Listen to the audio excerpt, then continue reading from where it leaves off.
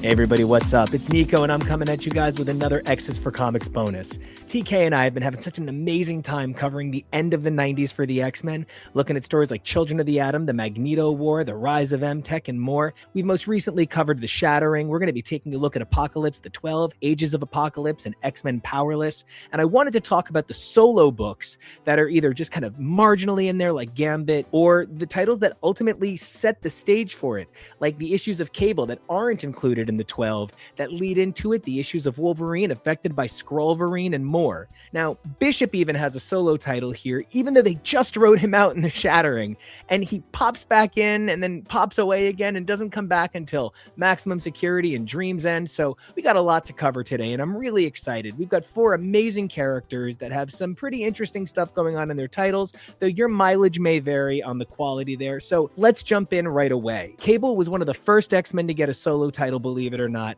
He wound up getting a title springing out of the events of X-Force and the Executioner song, and he had a 2-issue mini that led into his ongoing, and it wound up being a whole big thing. And Cable, of course, is one of the most complicated X-Men to discuss, whether it's the fact that he came from the future to the past to rewrite the future, or he's actually a kid from our past, and even the writers weren't sure how he was going to become that guy. Let's dive in and let's take a look at Cable and then Volume 2, issues 44 to 78, alongside his several annuals that take place here. So it's kind of hard to talk about, but who is Cable? Well, he's Nathan Christopher Charles Summers, kind of, sorta. Sometimes he's named Dayspring, sometimes he's a Scotty son. They factor into his nomenclature, but they kind of come and go. And he was first introduced in Uncanny X-Men 201 as a baby in October of 1985, and then reintroduced as Cable, though at the time no one knew it, not even the writers, in December of 1989. He was created by Chris Claremont and Rick Leonardi, and then ultimately recreated by Louise Simonson and Rob Liefeld. Now, his parents are Scott and Madeline Pryor. So Scott Summers, of course, Cyclops, one of the most famous X-Men characters, probably one of the most famous Marvel characters ever, and the less famous Madeline Pryor. Madeline Pryor is a perfect genetic clone of Jean Grey. She deserves an entire episode talking about how she's been mistreated, misused, thrown around, and we're going to talk a bit more about her this episode, but Madeline Pryor is a really tragic character and a really tragic figure, especially in the life of Cable. So the way she factors into things is especially difficult, considering Jean and Scott have the opportunity just after their wedding to transport to the future to raise Cable, which is like in Cable's past, even though it's their future. The whole thing gets all over the place. Now, at this point, Cable as a baby was used as a pawn by Madeline, who had been deeply broken by the events of everything that had happened to her throughout the pages of X-Men and the machinations of Mr. Sinister. So it's a little bit difficult to fit all of it together in a short period, but needless to say, Cable, mostly cool dude, used to be a baby, now he's an old man, and somewhere in between, Jean and Scott got to raise him in the future. Great. Though it's of note that that wasn't the only path for Cable. They initially had considered making Cable, the old man introduced in New Mutants, a future version of Cannonball. So it's not just this one path. A lot of things came together to paint this picture. Now, Cable also has played major roles in other stories, like he was even possessed by a symbiote during the King in Black storyline. So like he's had different roles throughout the Marvel Universe and events. His abilities are nuts. At one point, he claims to be the most powerful scion in the planet, and it kind of varies here and there. He has extreme telepathy and telekinetic mastery. He has a power to, so he's infected by this techno-organic virus, right? And I just sort of always assume that everybody knows that because of the robot arm, but Bucky doesn't have a techno-organic virus. He's just got a robot arm. So Cable has the techno-organic virus, and it's something that was done to him by Apocalypse when he was still a baby, and he was being raised in the then present by Jean and Scott, and they had to send him to the future to be raised by his sister Rachel, who they did not know was Rachel at the time. They just thought she was Mother Ascani. And see, this is all so confusing. It all overlaps on itself. So he's got this virus as a baby. They send him to the future where the virus can be held and treated, and he winds up being able to use that virus to his advantage during some runs. It kind of varies. It's always important to consider the context on a character like Cable, where he starts so OP that one of the major things they try to do is bring him down so that he fits in a run for the most part. Sometimes he even has the ability to regenerate or heal himself. Sometimes he has time manipulation. There is something so incredible about a character like Cable, who is in so many facets of the X-Men universe, so many facets of their events and storytelling, and he's had the volumes to match. Now, I'm not going to get too deep into these, but he had that 2-issue miniseries to kick things off, Cable Blood and Metal. That 2 issues ran in 1992 in August and September. It ultimately led into his ongoing series. Now, the ongoing series ran 107 issues and started in February of 93 and would run until July of 2002. We're going to focus on issues 44 through roughly 78, which ran from April of 97 until early 2000.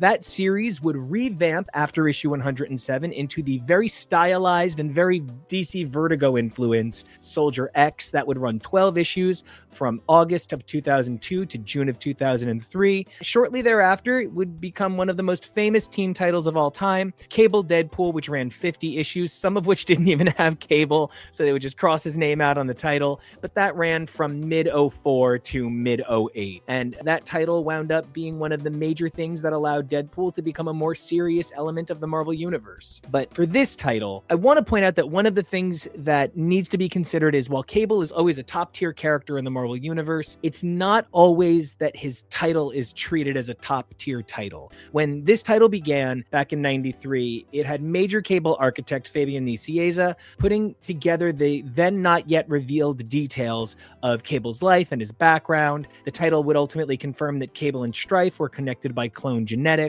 Cable being connected to Ascani actually dates further back than that, back to X Factor 66 from March of 1991. But that said, this is the title that really put those pieces together. Now, just to remind you guys, Ascani is the future timeline essentially led by Rachel Summers and her mother Ascani aspect, where Cable is the probable messiah, maybe not exactly, but he's set to stand against Apocalypse. What's crazy is how many writers would come and go from this book pretty quickly. Fabian Nicieza did the first 10, Glenn Herdling did 4, Jeff Loeb did the majority of issues 15 to 39. There were a couple of fill-ins like Todd DeZago and Brian K. Vaughan. Before issue 43 to 50 saw James Robinson come on. He jumps out mid-arc, making room for Joe Casey, who would run 51 to 70, and then Joe Pruitt kind of finishes out what we're discussing with 71 to 78. But I need to point out, Rob Liefeld is a very involved artist who winds up having a lot to say about what's going on in the title. So I do believe that it's very probable that the issues of Cable that Rob Liefeld is involved with here, which is going to be issues 71, 73, and 75, probably he had a profound impact on the way the title went. The writers on the era that we're discussing, again, that's 44 to 78, are James Robinson, Joe Casey, Joe Pruitt, and Sean C. Burry. The pencilers include Randy Green, Alan Imes, Stephen Harris, Rob Haynes, Jose Ladron, Jermaine Garcia, Ryan Benjamin, Ed McGuinness, Stephen Platt, like I mentioned before, Rob Liefeld, Chap Yip, Bernard Chang, and Michael Ryan, with inkers like Scott Hanna, Scott Koblish, Juan Velasco, Bud LaRosa, John Holdridge, Matt Banning, Keith Aiken, Nathan Massengill, Larry Strucker, Mario Alquiza, Andy Owens, Rodney Ramos, and Andrew Pepoy. The colorists include Mike Thomas, Gloria Vasquez, Tanya Howry, Mike Rockowitz, Optic Studio, Brian Miller, and Hi-Fi Design, with letters by Richard Starking's Comic Craft, Albert Deshane, Saida Timofonte, and Liz Agrafatis. So we have a lot of creators here, and that's even part of what winds up happening. The title is never less than fun. Well, maybe the Liefeld issues, but the title is never less than fun for the most part. But there's a lot of voices here. Now, after years and years of Cable's uneven characterization in the Marvel Universe and different runs focusing on different aspects, there's like dynasty levels of family soap opera going on in early Cable, general adventuring in the intermediate stories, and then a focus on like magical destiny in the Loeb years. The effects of Operation Zero Tolerance took their toll on the entire Marvel Universe, and it's even as deep as Cable pretty much helps establish that event. Now, Operation Zero Tolerance does need a little explanation. It's a Graydon Creed, child of Sabretooth and Mystique, assassinated, and in response, Bastion worked to capture and kill essentially all mutants. Now, check out our previous episode, our previous bonus on the rise of MTech for a little bit more background on Bastion. So, Prime Sentinels wound up assisting in the capture of many X-Men, and S.H.I.E.L.D. was able to force a surrender over the course of the arc. Bastion would spend years back and forth in plot work. His last appearance is 2000's X-51 number 12, which again, check that out in our previous bonus, but that marked nearly a decade of downtime until he resurfaced in 2008's X-Force Volume 3. Bastion winds up getting a finale in a 2-part annual series that is Cable-based, but it's not exactly important to Cable's story. So it's one of those things where Cable wound up being a facilitator for another character's story because they knew his title would sell just by having his name on it. Now, there's a great focus on promoting X-Man, which is the Age of Apocalypse version of Cable, who is in the 616 timeline at this point. And we're covering Age of Apocalypse on this feed as well. So definitely check out our 4 special Age of Apocalypse episodes. That's Epic Book 1, Book 2, Book 3, and Book 4. I think at the time of this running, I think maybe books 1 through 3 are out, but check out all 4 of them. It's a major thing. And we're going to be talking about Ages of Apocalypse, which follows Apocalypse the 12. Man, this guy's name is coming up so much right now. So there's a lot of focus on building X-Man, Nate Gray, into the title at this point. He's got appearances in X-Man 30, 45, 46, and 47 as they tie into Cable. To a similar extent, Madeline Pryor is a major recurring character. Now, that Madeline Pryor deserves her own episode to be talked about because many of you are saying, no, Queen Jean. And we'll get to that someday, I hope. But she even makes a bunch of appearances in Cable because, again, the nature of her and Cable's relationship is so complicated, right?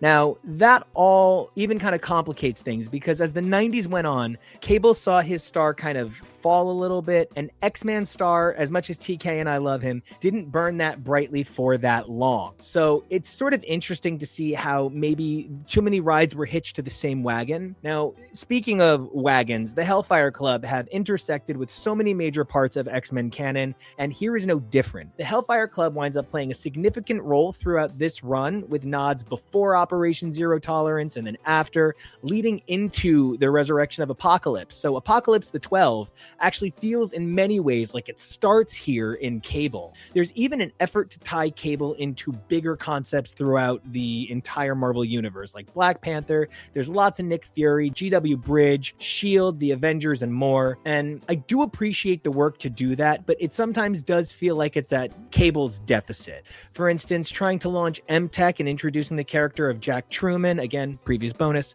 he would go on to become Deathlock. It winds up distracting from the title and maybe making it a little bit harder to really key into who Cable is throughout this run.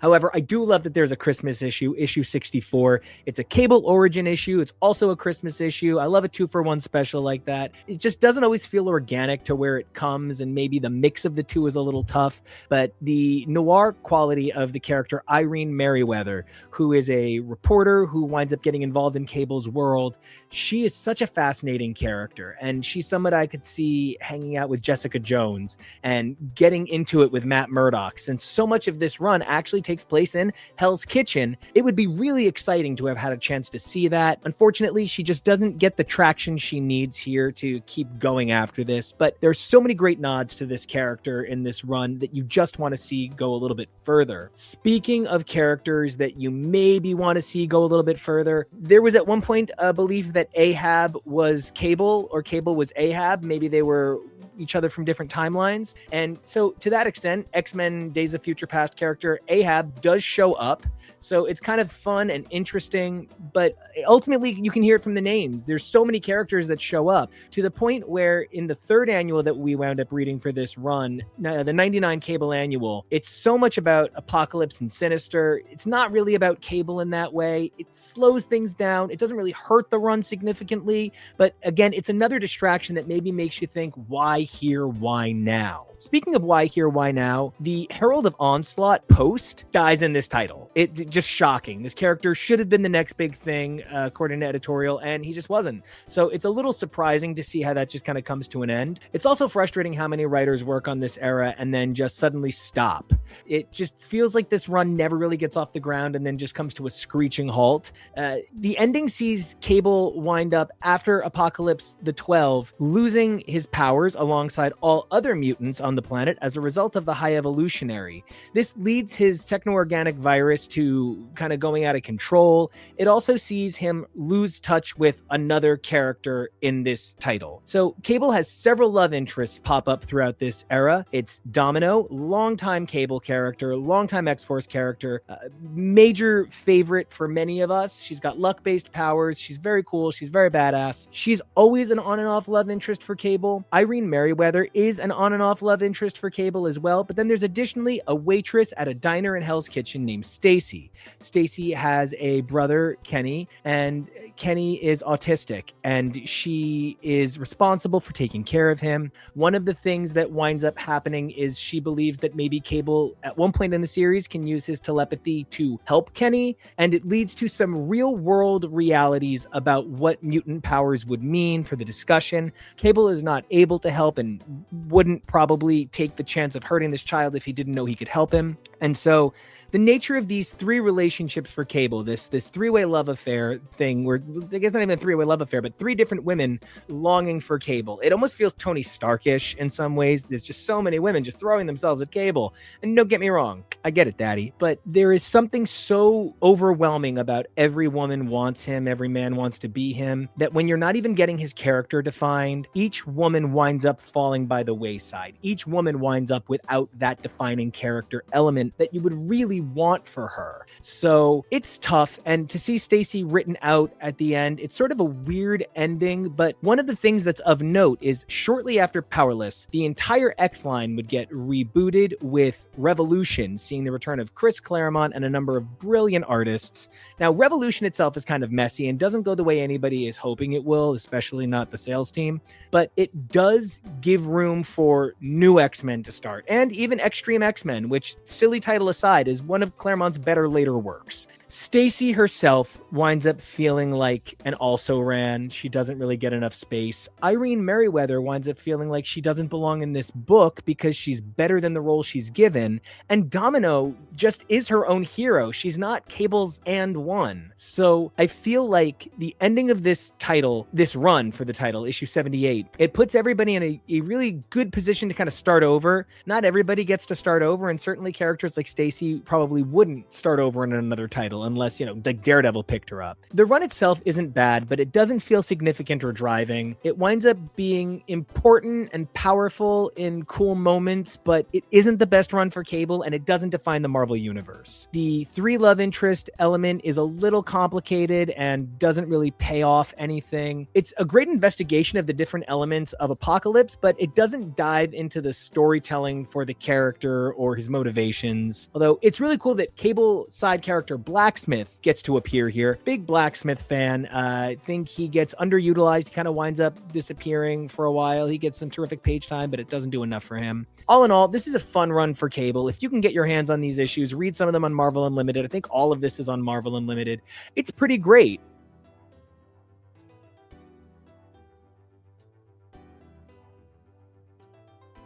So Wolverine is one of the most overexposed characters in fictional history. He's like Canada's short, hairy James Bond. And who can blame people? I personally am a huge Wolverine fan. I love the little guy. He's one of my favorite characters of all time. One of the things that I think people forget is that when a character is as overexposed as Wolverine, you don't need to lock into every element of his overexposure. It's a lot like Batman, where it's probably better to just find the parts you like and latch on to those. And whether it's the nature of his time as a secret agent, it's his time in Alpha Flight, it's his love of Asian culture and his involvement in Clan Yashida. There's so much about Wolverine that isn't just being an X-Man and isn't just, charging in with a berserker rage. And this run is one that makes a really interesting point for where the not just a superhero with berserker rage can almost go too far off course. We're going to be taking a look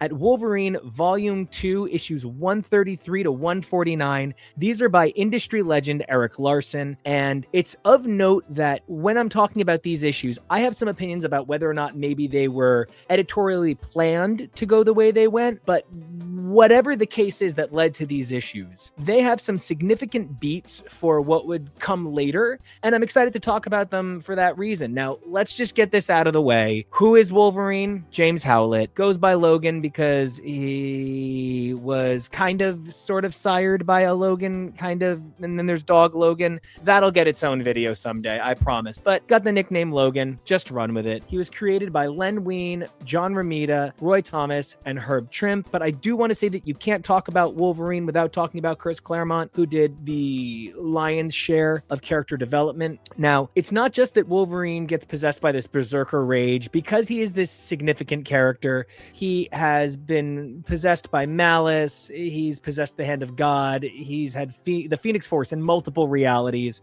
he's had a Carnage symbiote, he's had a spirit of vengeance in him, he has children and clones and clone children everywhere. Some of my favorites are Akihiro and Laura Kinney. These are two fantastic characters, and he's just one of the most well-known characters, so I don't even need to get too far into this, but he has the power to regenerate. He's got an incredible healing factor.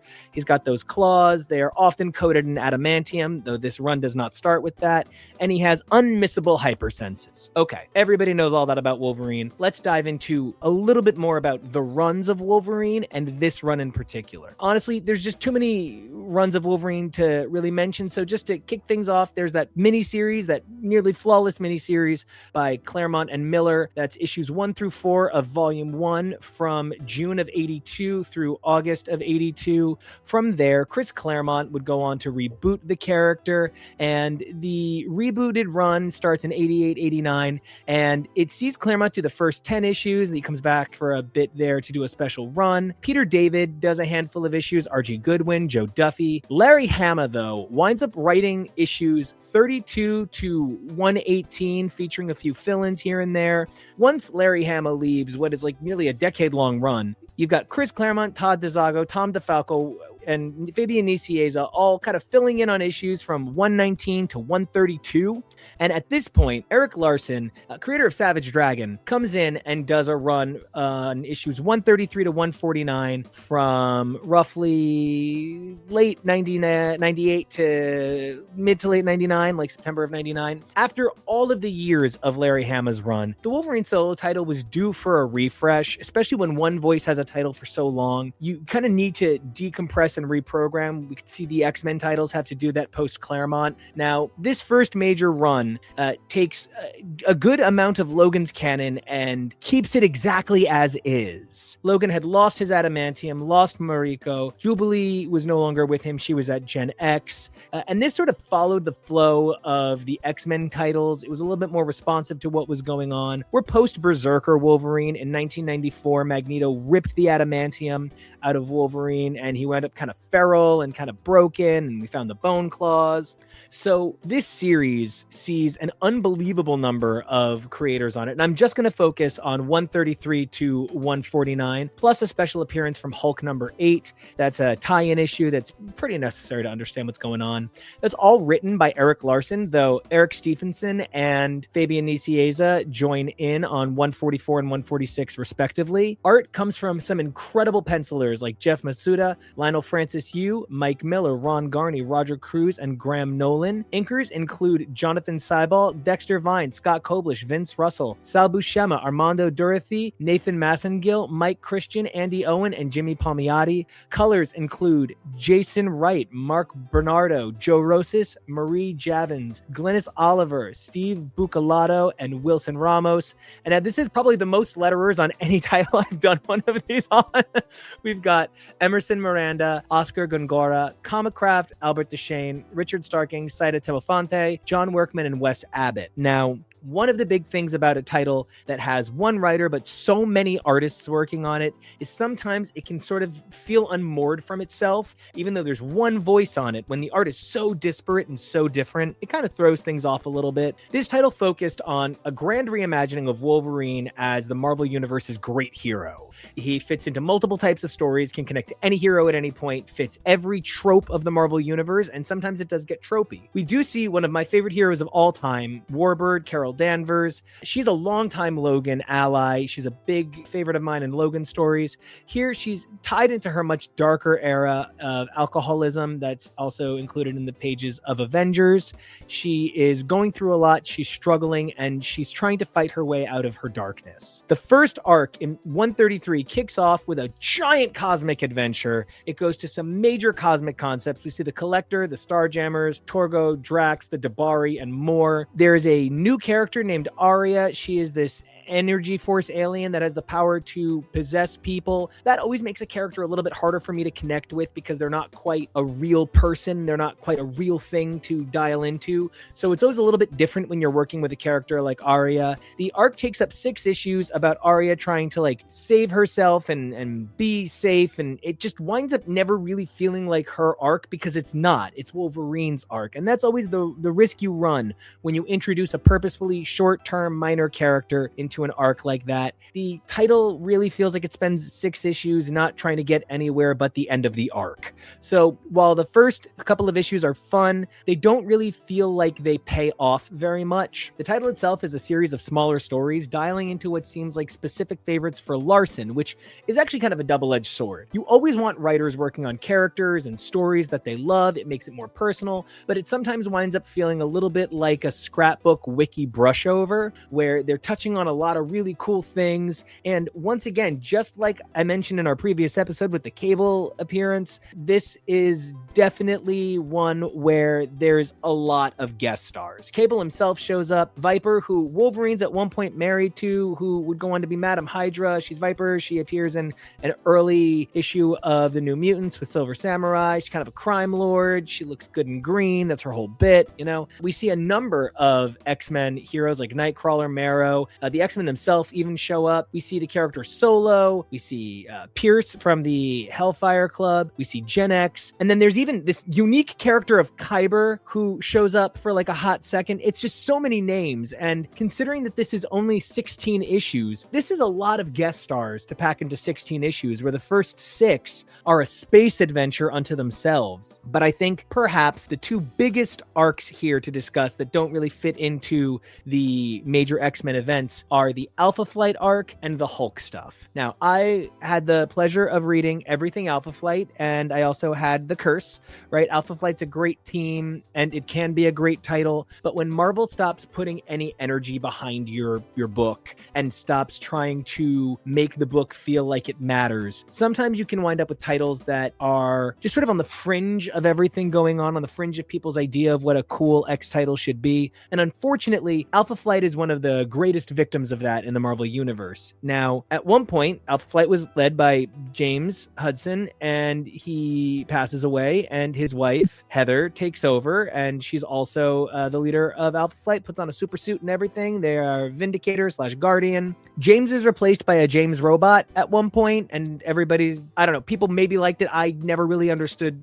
the idea there, but okay. We find out here that James is just fine, and he's just strapped to a table. Sure. And then they bring back another character that was believed dead, Snowbird. So this kind of felt a little bit like Eric Larson was saying, I love Alpha Flight, but I love my Alpha Flight, and I really want to see the version I loved come back. It winds up feeling a little bit like it relies so much on classic canon that if you don't have a direct emotional connection with that, or if you haven't read it, I'm just not sure how valuable it is for you that it spends 2 issues as a title, bringing back characters you maybe never even knew existed to know were dead to bring back. And every reference is sort of like, oh, and I can't believe you're here, and I loved you, you're my best friend. And I believe all of that to be true because I've read stuff it ties into, but it also winds up just feeling like it's being stated. Also, the robot dies. It doesn't feel very like, cool.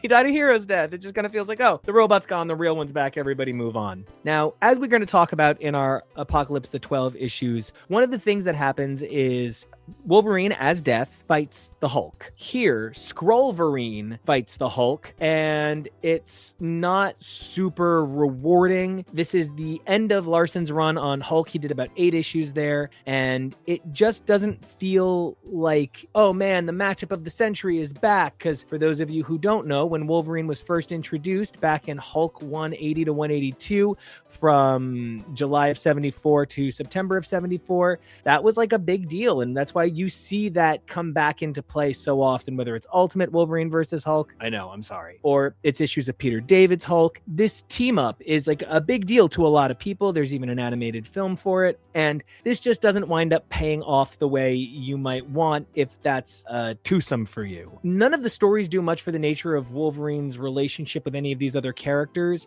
in part because it shouldn't. It's Skrullverine. It's the Skrull that replaced Wolverine in the pages of X-Men. Again, see our previous episode on X-Men The Shattering, where the X-Men find out that Wolverine has been replaced since roughly Uncanny 370 with a Skrull imposter, which they discover in 375, 376. So Wolverine's involvement in the 12, where Apocalypse has turned him into death. He's carrying around a bitchin' sword. He's got like a really interesting, cool look. It's so tough because his involvement in the 12 is so much about him not having a character, and the parts of his character that are there are super muted under the death persona.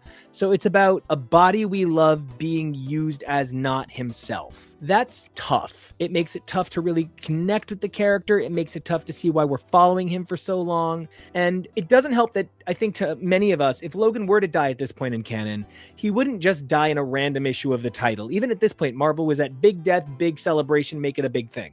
So much of the 2 issues of the 12 that actually tie into it, like 146 and 147 of this series, they're actually about other characters reacting to death more than they're about Wolverine as death. So in and of itself, that winds up feeling a little bit hollow and maybe not like the strongest move to use for some of your last issues. So Larson remains on the title until 149. 145 is retelling how Wolverine became Death, and he gets back his adamantium. You might remember at the beginning of the episode I said that he lost his adamantium. He gets Sabretooth's adamantium transferred into him via Apocalypse. That's a really important reset moment for the character, and that should be a big moment for celebration, but you don't get a chance to because you immediately move into the 12 for 146, 147, and then you immediately move into the Ages of Apocalypse, a follow-up story to the 12 involving alternate realities and kind of like a time travel vibe, and it's very mysterious on purpose. That leads directly into the X-Men Powerless arc.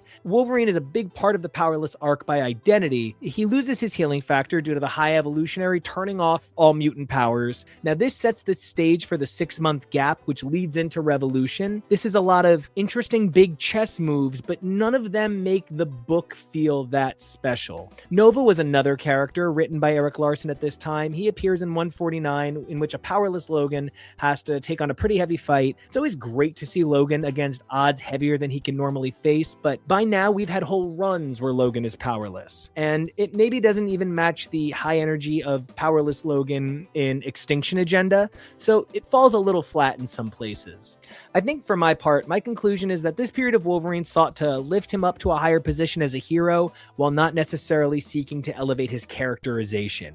There's a sense of Wolverine is basically Captain America meets Batman with claws, and that is elevating, but it sometimes feels like it doesn't concern itself with anything about why we should care, just reminding us that he's such a big seller, we do care. The value of the Logan stories here fall a bit flat, but the statusing is significant. This isn't exactly a run even, it sort of feels a little bit more like a period of time that focuses on the Marvel Universe than any specific statement being made by Larson. It does work to do some correction that fans were looking for. Logan's adamantium, undeteriorating Alpha Flight, but again, the major lack of Logan's characterization does feel a bit like a failing and make it tough. I would say this is a great run for Logan fans, but probably not a random reader. I do think it's interesting to see what led into the Origin era. Origin is the story that tells Wolverine's origin and gives us some pieces that I don't think I ever needed, but we get them, and it sure happened. And so we'll eventually talk about Origin on the main feed, but I'm glad I read this. I just don't know that I would read it again.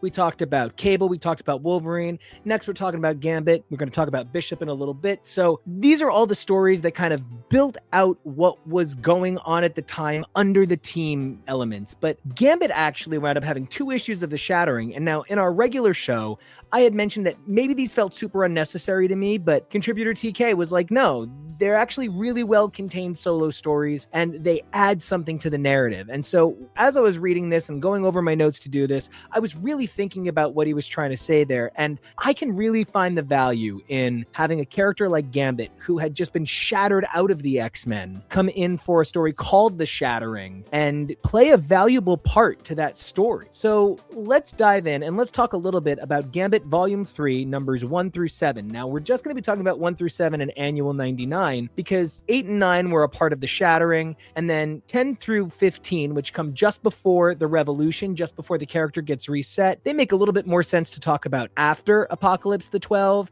and after that whole era. So there'll be another bonus episode covering a bit more of his story. But for now, let's kick things off by taking a look at the start of Volume 3. So who is Gambit? Well, Remy Etienne LeBeau was first introduced in Uncanny X-Men 266 in June of 1990. However, due to some fun shipping things, his first appearance is technically X-Men Annual 14, which came out in May of 1990. He was created by Chris Claremont, Mike Collins, and Jim Lee. Funny story, his power signature is actually like green in his first appearance, just kind of like a funny thing that happens there. He's sometimes a member of the Thieves Guild. At one point, he actually hosts the Shadow King in the Chris Claremont Anniversary Special. He's a Horseman of Apocalypse in X-Men 182 to 187. So the guy's kind of been all over the map. He's done a little bit of everything, and his powers are just as varied. Gambit's a tough character to talk about sometimes because everybody wants him to be such a top-tier character, and I know I give him a lot of shit in the regular show, but the character is actually, a powerhouse major seller, and Channing Tatum is, super fine, so whatever, right? Gambit's powers include energy charging. Most recognizably, he does it through playing cards. Now, this particular run actually confirms that he can channel his abilities into giving himself additional strength, speed, reflexes, agility. Like, it goes into how he can charge himself in unique ways. He's telepathically resistant. He has a hypnotic charm that if you don't know about it, it works on you. But if you know about it, it doesn't. I don't love the implications of that. It has some really creepy, we try to get away from those storytelling element implications nowadays, but it's a part of the character, and until they do something to get rid of it, we're kind of stuck with it. He's also an excellent combatant. As much as I don't think that the character could go toe-to-toe with Wolverine for real, he seems to be able to really put up a fight against some of the biggest players in the Marvel Universe. His history is super varied and a little bit complicated. He's had several runs up through this point. The first volume of Gambit is 4 issues. It's a miniseries from August of 93 to January of 94. It deals with the Thieves Guild, and it introduces major Gambit and kind of 90s player, Kandra. Volume 2 kicks off in mid-97 and wraps up toward the end of the year. It's 4 issues. It's a mostly self-contained adventure. This is the first time they tried to give Gambit an ongoing. Now, these 7 issues plus annual, and there's a Wizard 1/2, right? Wizard was a magazine that was the comics magazine, and they would sometimes do these mail-away issues where you would send in and you would get an issue 1/2 or an issue 0, and they would add something to the story and get people hyped for the book or kind of help pick up flagging sales. And we've talked about a few of these issues over the years, but they were not easy to get. You had to buy Wizard magazine and then send in for them. They came with a Wizard certificate of authenticity. This one feels very disconnected from the series, but so we'll get into that. These 7 issues plus annual came out in December of 98 through June of 99, and the title would of course go on for several more months after that. The title runs 25 issues ending in December of 2000, but issues 16 and on are a part of the Revolution, and so they're a later point in canon that we're going to get to. Issue 10 actually features Daredevil, which again for me is a big deal. I'm a big Daredevil fan, and like we mentioned in Cable, there's a lot of Hell's Kitchen there. There's Daredevil here. Daredevil's always just a step away from the X-Men because it's a good fit, right? So this title pretty directly spins out of the events of Uncanny 350, where Gambit is left by the X-Men for his involvement in the Mutant Massacre, which they'd never really had details on, but had always kind of suspected. And it also deals with Uncanny X-Men 361 and X-Men 81, where he comes back. Now, Gambit's involvement with the Morlocks and Mutant Massacre, instead of making him a player in the event, his betrayal was leading the Marauders to the Morlocks, which led the Sinister team, the Mr. Sinister team of Marauders, to kill the Morlocks. And so ultimately, this is a little bit less severe than it always seemed. It always seemed like Gambit directly was involved, and it kind of turns out that he led them there. But there's so many continuity errors throughout reshaping the mutant massacre and pointing to who was involved with it where. So this issue itself was written by Stephen T. Siegel, but people believe online that it had assists from Scott Lobdell. There's a number of retcons and continuity errors, like I mentioned, which characters were where, the plot of the story. It gets a little difficult and muddy because it even shows things that couldn't have happened on the page. That's part of the problem when you reimagine how something happened a decade later to involve a good guy that you don't want to be too bad, but you've already implied that he's super bad. It gets really messy. And then at one point here, there's a character of Eric the Red, not even here, in 350, there's a character of Eric the Red who's implied to be Sinister, but he's later revealed to be Magneto. There's a mistake with when Gambit's wife Belladonna died. 350 confirms that Magneto and Joseph aren't the same person. Gambit saves Sarah as a child, Sarah who goes on to become Marrow. 350 is all over the place. And there's even a lot of people talking about online that 350 is challenging because Rogue leaves Gambit stranded in Antarctica, which is sort of like implicit murder. And part of the problem is Gambit was involved in murder, and that's why there's a problem here. So it gets a little messy. And so 350, not one of the finest moments in X-Men for me. And trying to build something better out of that, I think is actually really admirable. But I wonder if it comes together for fans now reading back. So let's talk about the creators on this run. From 1/2, not a 0, right? Because there's some are 0, some are 1/2, right? From 1/2 to 7 in the annual, we've got Pasquale Ferry, Steve Scrose, and Walter McDaniel doing pencils on Fabian Nicieza's scripts. Our inkers involve Bob Wyakek, Scott Hanna, Rob Hunter, and Scott Collins. Our colorists involve Monica Kubina, Shanna Blanchard, Kerry Wilson, and Gina Going. Letters belong to John Babcock, Richard Starkings, Emerson Miranda, Wes Abbott, Albert Deshane, Troy Pateri, Jason Levine, and Saida Temafonte. So the title actually kicks off with Gambit number 1 in December of 98, but the Wizard 1/2 special is published in January of 99, providing a little bit of background on the title, and it disrupts the flow of the title with sort of extended background. So definitely read the 1/2 before the 1. Now, this tries to tie up the loose ends of Gambit's escape. No one was quite sure how Gambit got out of the Antarctic stranding. And this creates a story where there's an energy being that is kind of like taunting him and being like, you owe me, I saved you, over in the pages of X-Men and Uncanny. And it kind of comes due here where it turns out it's a woman named Mary Purcell. She appears 6 times. X-Men 81, X-Men 83, Uncanny 362, Gambit 1/2, Gambit 5, and the annual. Plus she's like mentioned and kind of like implied in Gambits 2 and 6. It kind of feels ridiculous that there's this whole, oh my gosh, how did Gambit come back? And it winds up being this very muted story. She gets a lot of focus to not really matter. The character itself is a bit more of a footnote, and it doesn't add a whole lot to the story. It feels more of like a distraction, and maybe it's one of those things where they had a great idea and they said yes, and then the next editor changed their mind, or it just didn't play out with what they were hoping for. But it does pull away from a lot of what the story could be. The title itself is actually a pretty good investigation into Gambit, but the distractions do kind of stack up. There's Storm, Moira, and Blade, like the vampire hunter, plus many more characters running around. There's sort of distractions to Gambit himself, like his father, Jean-Luc Lebeau. He gets a lot of space in this title, and it sometimes feels like Gambit is being pulled in too many directions, and that might even be the intent, but it disrupts what it feels like to read it. There's also a few too many silly villains here. The Crew Askew, Fontanelle, Executioner, Amanda Mueller, Pig. Sometimes it feels like this book is trying to be Preacher, the Vertigo comic from the 90s, which for like Pig and Crew Askew, it feels a little bit like it's trying to go into that direction, but it can't really go there as an X-Men solo title. Now, some of these characters are really interesting, like Amanda Mueller can be really interesting, but her use here feels very flat. The book also relies on a lot of interlude, just like these cutaways that deal with unrelated things. And Fontanelle as a character is a character who has the power to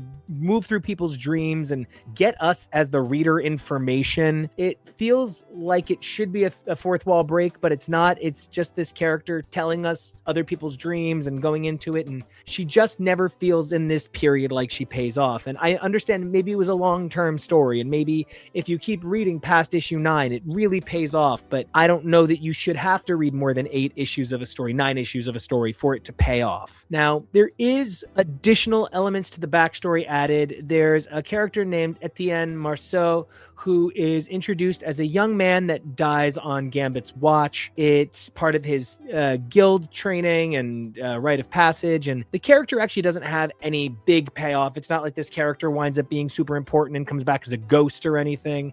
It winds up feeling like maybe character past torture porn for no reason. There's a lot of effort to tie the book into the modern era as well. There's references to Buffy, Star Trek, Batman, the Terminator, and that's unfortunately something that winds up happening a lot at this point in comic book storytelling. Pop culture references as identity. It doesn't do as much now because now all the references feel so dated, even though we're still talking about Buffy, Star Trek, Batman, and Terminator. Probably not Terminator. Even though we're still talking about a bunch of this stuff, it just doesn't feel like it pays off, right? It's cool that there's references to the upcoming Sinister and Apocalypse work, which would massively come to a head in stories like Apocalypse the 12 and Ages of Apocalypse, but there's a lot of planning. That's a distraction. A lot of minor villains. That's a distraction. Executioner gets so much pathos in this that I don't think he deserves. And so that's part of it too. There's so much investigating villains that don't need to be redeemed. I don't even think they're trying to redeem Executioner here so much as trying to paint a complete picture of a character. But this character's whole thing is hate, hate, hate. I don't know that I need to take the time to delve into the mind of a two-dimensional hate monger. It's not a real person. I don't need to take the time to see where they're coming from. And even then, I'm not really, if your whole bit is you hate, I'm probably not that interested in discovering anything else about you. That all said, the title feels overly dense at times. It's kind of overflowing with characters and plot points and a lot of reveals. It goes on to reveal a lot of the Gambit canon and continuity that would become significant for the character. And this is his longest running series. It expands on the values of Gambit and his family and the narrative that was being built for him that ties him to the X-Men, but also gives him his own internal world. There are elements that do become a point of line confusion, including, like I said, Uncanny X-Men 350. This all does sort of cement a difficulty with some of his continuity. However, I think this series is worth reading. Definitely, if you're sitting on a plane and you need to read something, if you're sitting online at a con, pop open Marvel Unlimited, it can start to feel like a drag, so do maybe some issues. But that all said, this was not the worst thing I read this month by any means, so check it out, have a good time. One of my favorite solo Nicieza runs. During the Shattering, Bishop, one of, again, my favorite X-Men, gets kicked out of the books pretty much and winds up on a timeline adventure. And he gets pulled back in for Apocalypse the 12 before disappearing again. Great. He does come back in Maximum Security and Dream's End, and then he's around for a good long bit, but the character does kind of suffer from some discontinuity and some energy breakup as a result. So let's dive into Bishop, the last X-Man, and let's start with who is Lucas Bishop. So he was created by John Byrne and Whilce Portacio in Uncanny 282, 283 from September of 91 and October of 1991. Early notes for the character do have his lineage defined as Filipino, but later work would connect him to Black culture, Aboriginal culture, and more. Family members include characters like Gateway, one of the most interesting X-Men ever, and his super amazing sister Shard, who is often used terribly. He is from Earth 1191, and he's a member of the XSE. Sometimes it's like Xavier Sanctions Extreme, or it always stands for something. I feel like it has changed a few times, so we're going to cover a story featuring Gambit and Bishop where he is possessed by an energy creature, Le Bête Noire. He's gone through so much where he had that dark period involving Cable and Hope. We'd rather not get into it. And when we get to it, we get to it. And I hope we don't. So Bishop's powers are super intense. He has energy absorption and metabolization, allowing him to create energy blasts, regenerate, gain physical power. Almost like what we said that Gambit has, where he can kind of like charge his body with energy in that run. That's kind of what Bishop can do generally. He also has spatial awareness. He knows exactly where and when he is at all times. That's pretty cool to me. After first debuting in Uncanny X-Men, Bishop pretty quickly gets a miniseries. He has a Volume 1 4-issue miniseries from October of 94 to January of 95. There's an XSC 4-issue miniseries from September of 96 to December of 96. He gets a one-shot with Team X in December of 98, and then he gets this title, title. Bishop the Last X-Man, which runs 16 issues from October of 1999, which runs 16 issues from August of 99 to January of 2001. However, the last 2 issues are parts of crossovers, Maximum Security and Dream's End, and actually the creator of this title, Joseph Harris, doesn't even appear on the last issue. Kind of an interesting point. It will be followed, like I said, by a miniseries, Gambit and Bishop. Ultimately, he would go on to have more miniseries, like The Life and Times of Lucas Bishop, 1 through 3, from February 09 to April of 09, and Bishop War College, a 5-issue mini during the Krakoan Age, from February 2023 to June 2023. So this series spins out of the Shattering, which, like we've covered in the regular show, is like a series of small arcs telling individual stories about small groups of X-Men when the X-Men are kind of on the outs as a team. Now, for Bishop, that's Uncanny 372 and X-Men 92 predominantly. There's a big amount of energy in what to do with a character like Bishop. He's OP, but he also represents so many things to so many people. I feel like it was great to give him a solo title. My question comes in at the solo title he has, right? And we're going to get into that in a little bit. There's a big break between issues 8 and 9 where Bishop comes back to appear in Apocalypse the 12. He just kind of pops back into our time for Uncanny 377, Cable 76, and X-Men 97, but honestly doesn't even contribute enough to the story. And to understand the whole series, I feel like you also need a little bit of background on Shard and Trevor Fitzroy. Shard first appears in Uncanny X-Men Annual 17, and then again in Uncanny X-Men 314. Her abilities include the power to absorb light and create energy blasts. She would go on to be a member of the Team X-Factor, but she's kind of like a solid light hologram. She is a strong fighter. She is a powerfully willed person. She is high energy and a dynamic character, and yet she never really gets the chance to shine. She is an underrated X-Man for sure. Trevor Fitzroy sucks. That could really be everything I say, but I'll give you a little bit more. He debuts in Uncanny 281. He shows up to kill the Hellions. I'm sure Emma, if she could, this would be the green-haired bastard that she wipes off the planet. He is actually a descendant of Sebastian Shaw, which, interesting. His abilities include life force absorption, temporal abilities, and teleportation. He is a cruel madman driven by a lust for power, and generally is just a villain with limited reasoning behind it. He seems to enjoy just being mad, right? Before they were enemies, though, Shard and Fitzroy dated for a short period. So it's one of those things where, like, the nature of creating a past for characters in the present where you want them to have a dynamic, tragic history always kind of drives characters to some weird places. So let's go over the creators on this run. Joseph Harris does the first 15 issues, and Scott Lobdell writes the 16th. The pencilers are George Ginty, which many people would probably recognize from Buffy Season 8. He did issues 1 through 5 and 7 through 15, with a couple of fill-ins along the way, like Michael Ryan, Adam Polina, and Thomas Deranek. The inkers are Art Thurbert, Alan Martinez, Andrew Pepoy, Ray Snyder, and Nathan Messengel. Colorist, Jason Wright, and letterers, John Babcock and Chris Eliopoulos. Now, the series itself actually breaks up into kind of roughly 3 arcs, and despite the fact that Bishop disappears between issues 8 and 9, 8 and 9 kind of go together still, so it's an interesting read. The first 3 issues set up Bishop as a time-traveling adventurer. There's a lot of references to the idea of X-Men, but it quite doesn't hit. There's characters like the Chronomancer, and it's exciting to see Fitzroy get developed on a time story, but the idea here is Bishop winds up in a far future where the X-Men are long dead, and he is bringing together a group of what are essentially like refugees trying to get their world back together, trying to get their lives back together, trying to rebuild what they've got in the face of a horrible history, an incredibly destructive world, and Trevor Fitzroy being a total nightmare, in addition to other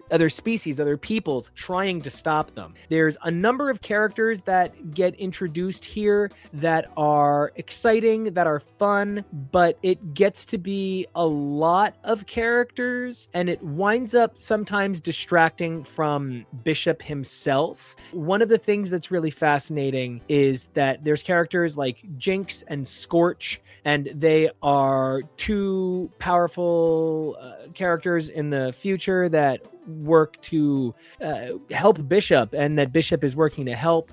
There's a young man named Michael who winds up traveling with them. And Michael is a great example of a character who is a lot of fun, but never really gets off the ground. He just kind of winds up being a child, and as a result, a pawn in a lot of the stories. The next major arc is the Kith trilogy, and that's issues like 4 to 6 plus like 8 and 9 need to go somewhere, right? The Kith trilogy winds up feeling too specifically focused on the mythology of the time that they are painting. Not enough of these stories focus on how he's the last X-Man. They are almost like, I could compare them to like the Gunslinger, the Stephen King story. Like, it's a character that finds himself in another world and does amazingly there. There's a future Gambit, the Witness, who would lead readers to believe that Gambit was the ultimate traitor who Xavier and Onslaught turned out to be. But so at this point, this is after that. The Witness gets some really cool play here. He has some additional elements that he adds to the story. Speaking of characters that get additional adds to the story, the Hellfire Club actually gets grounded in big multiversal storytelling here, where there's like the Hellfire Club descendants and the idea of the Hellfire Club are still going on at this time. And I have to assume also, you know, the connection to Fitzroy. But that's not really enough to make it feel like an X-Men book, because that's the problem. It's called Bishop the Last X-Man, and it's barely X-Men. They do some interesting things where they create some unique species, unique families, a powerful dynamic, but unfortunately, I don't really feel like this high fantasy, this almost dystopian high fantasy, drives close enough to X-Men to really be Bishop the Last X-Man. The final boss of Fitzroy, his endgame isn't that exciting. He just wants to get like all the power so he can be Time God. Sure, it's just madness. It doesn't really go anywhere. And Shard winds up being like a manipulated, brainwashed sexual victim of Fitzroy. It feels icky at this point, and so it's not my favorite. I do love to see Bishop as a hero, and it's exciting to see him give rise to a new generation of heroes. That's a lot of fun. Michael does, in this final arc, get to be a major player, and I love that. We even get like a Days of Future Past tie-in for Storm and Wolverine, and there's a good guy Sentinel, so there's like really fun things in here that are really fascinating to deal with. A lot of cool threads where like Storm's headpiece is important to history. I really enjoyed that. Bishop winds up at one point on his last legs and needing to overcome his darkest days of his life, and it's a significant moment for the character, but it doesn't really paint a complete picture because I feel like we've seen Bishop there before. So much of the grade of this series rests on who Bishop is and who the X-Men are and who he is to the X-Men and who the X-Men are to him, yet he doesn't really act in the way he would as an X-Man here. He reacts as a solo hero in a hero's journey story, which is great. I just wish this was like Bishop Time Adventurer, not Bishop the Last X-Man. It's not a failure. It just definitely does rely on you bringing your feelings about Bishop to the table first. It's also really choreographed, the roles that the characters will play in the story. They don't really provide any interesting twists or turns. Shard doesn't really gain her own value. She dies to help save the day. However, Fitzroy is chopped in half. Like, right the hell in half. Oof. But it doesn't really pay off the 14 issues of storytelling before issues 15 and 16 wind up tied into these crossovers that I don't even know that Bishop belonged in, so it just kind of feels like it happens. The title is a long overdue opportunity for Bishop to shine and step into his own as a major hero, but unfortunately it feels too steeply based in its own unique canon. The characters like Scorch, Jinx, Nom, Link, and Bantam don't add a lot. They're not bad characters. They're enjoyable, but they don't add anything to the X-Men mythos, and to the story they feel unfortunately kind of disposable.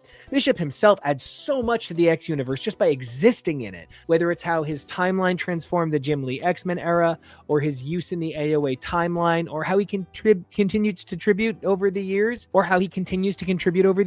but this title itself is a bit exhausting. I'm also disheartened that the book is not fully available on Marvel Unlimited. There are so few X books that feature a male lead of color, and to not put this out there is a loss for the X-Men community, is a loss for readers for whom this sort of representation really matters. I know that as somebody who loves this character, I want better for him than to not have his library, even the iffy stuff, available for readers to fall a little bit further in love with it, you know? I recommend reading this title over a few weeks. Do one or two at a time over a couple of weeks, taking notes, keeping track of minor details, because it is a book that rewards your reading. It just isn't rewarding in the moment. So I definitely say take the time to read this. It's an adventure, and that's what all comic book stories should be. It's an adventure, and while it doesn't have the deepest mental reflection, and we can point to some unfortunate and problematic treatment of women, I find myself enjoying more than I don't. So I hope you guys pick it up at some point. That's this bonus episode. We talked KEVO, we talked Wolverine, we talked Gambit, we talked Bishop. I had a great time putting this series together. I hope you guys enjoyed it just as much. Don't forget, you guys can like, comment, and subscribe to our show here on YouTube, and check out our feed on our podcast, whether you listen on Spotify or you've got another subscribe and download app, because we're covering lots of amazing X-Men stories. This is just the bonus to help everybody round out the storytelling, and we want to hear from you guys. We're going to be doing more of these, going to dive in and talk about Mutant X, going to talk about some other titles like Earth X, and get you the bigger picture of mutants and the Marvel Universe that you're always telling us that you're looking for, and we can't wait to do that with you. So until then, like I said, like, comment, and subscribe on X is for Show, X is for Comics, and more. As for me, follow me at Nico Action on all your social media. That's NICOACTION. You guys can check out the music in the background at Nico Action Music everywhere, NICOACTION MUSIC. Until then, do us some favors. Number 1, stay safe. Number 2, be brave. And number 3, evolve daily. Who you were yesterday, that's awesome. Who you are today, amazing. But it's who you are tomorrow that's the last X-Man. And we can't wait. So until then, Snick Bob.